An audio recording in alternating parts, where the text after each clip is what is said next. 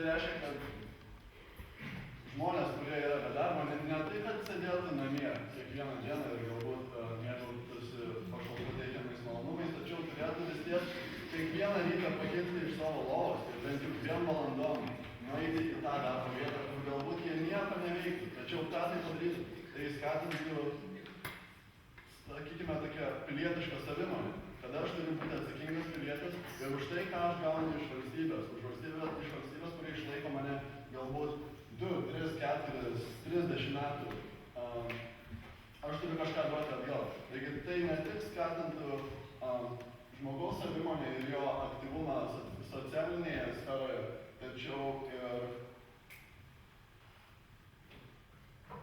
niekas nesako, tai galvo pabaigsiu, man sakė. Tačiau ir skatintų žmogaus pilietiškumą.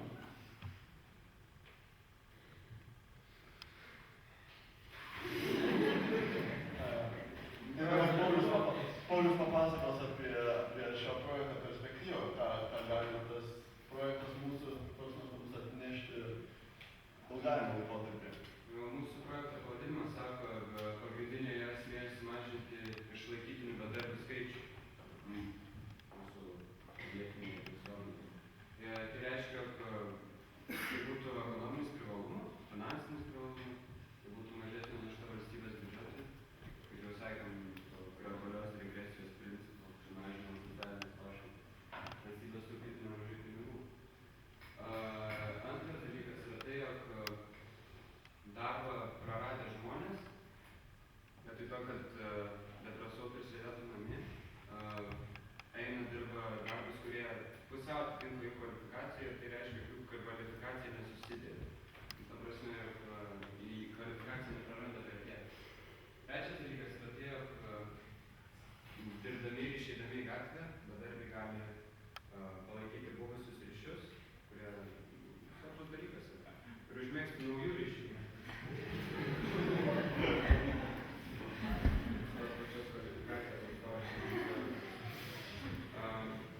Ketvirtas dalykas yra tai, jog bedarbiai tampa socialiai aktyvesni ir skatina socioekonominį progresą, nes tarkim, sėdėdamas prie televizoriaus ir žiūrėdamas šoks žmonėmis, turbūt nėra labai socialus, nes viskas, ko bendrauti, yra televizorius. Socialūs žmonės yra sociali visuomenė yra iš tokios geros šalis, kaip Skandinavija, pavyzdžiui. Skandinavijos šalis. Taip, todėl mes, tai yra 2030 metai apskritai yra toksai projektas, kuriuo siekime priartėti prie tokių šalių, kurios jau dabar yra labai užkalbingi. Mes Skandinavijas matome kaip vos nesiekiamybė, aišku, ne visais atvejais. Ir paskutinis atvejis, paskutinis punktas yra tas, jog kuriame pilietiškesnė visuomenė, mažėja nacionalinė depresija, mes tai pavadiname, nes Lietuvoje depresijos yra nemažai. Ir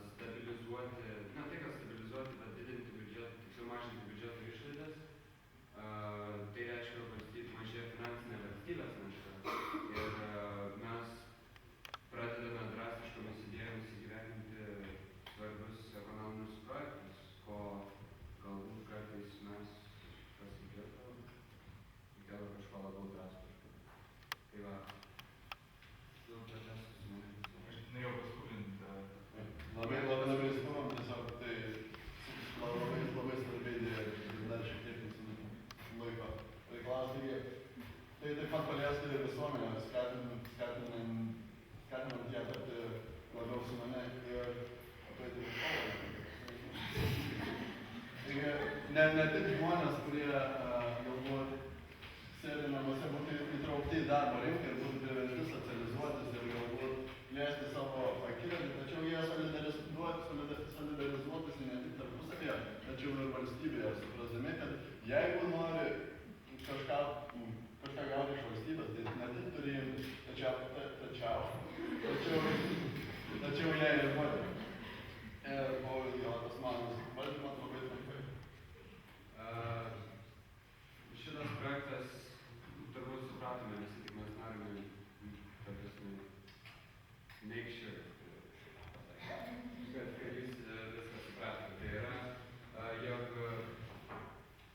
šitas projektas leistų efektyviai išnaudoti darbo jėgų, kurią Lietuva turi. Ir kitas dalykas yra tai, jog šis projektas skatintų valstybės ir savivaldybių bendradarbiavimą, nes vis dėlto projektas būtų labai svarbios reikšmės ir savivaldybės galėtų parodyti, kaip jos yra suinteresuotos šalies ilgo laikotarpio šalies augimu. Tai ir 20-30 mes turėsim atvirą, kūrybingą ir sumanę visuomenę. Jeigu dar jums kels klausimų dėl šio įdomaus projekto, galite kreiptis į bet kurį iš ministrų ar netgi patį premjerą. Ačiū Jums už dėmesį.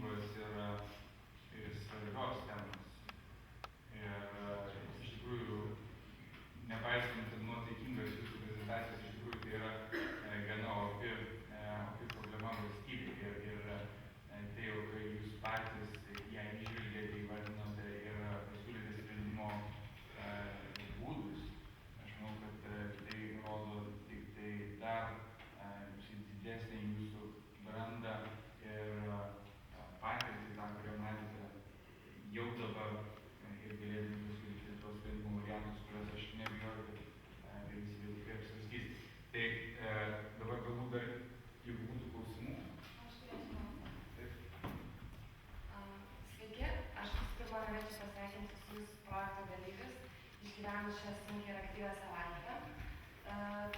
Socialinės apsaugos ir darbo ministerijos vardu norėčiau Jums padėkoti už iniciatyvas ir idėjas.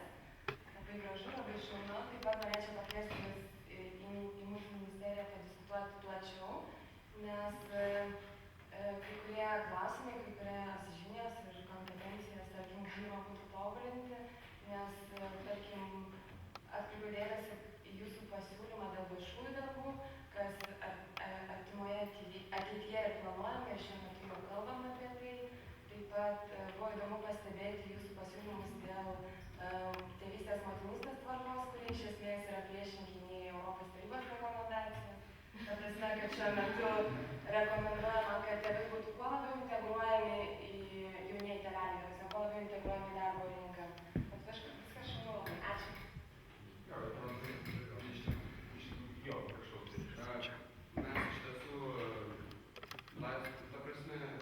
Nesame labai stipriai įsitraukę į politinę veiklą ir mes galbūt nežinome kai kurių dalykų ir politinių procesų, kurie dabar vyksta, bet šituo...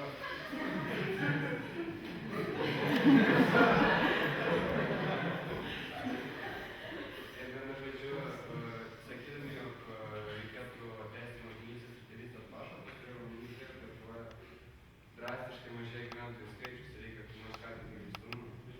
Europos Sąjungos lygio čia matėm dar projekcijas, jog gyventojų skaičius, jeigu jisai labai stipriai nedidės, jisai galbūt liks nepasikeitęs, bet esmė, kad Lietuvoje gyventojų skaičius mažėja. Todėl mes norime Iš tikrųjų, mes vos pateikėm šį projektą ir Jūs jau sakėt, kad yra tikrai padarinama. Tai rodo grįžtamą į ryšį. Ir iš tikrųjų, tai aš atvirkščiai sakyčiau, pasidžiaugčiau tuo, kad Jūsų išsakytose mintise matome yra aiški konservatyvi šeimos linija. Ir matyti kelia nuostatos sveikatos socialinės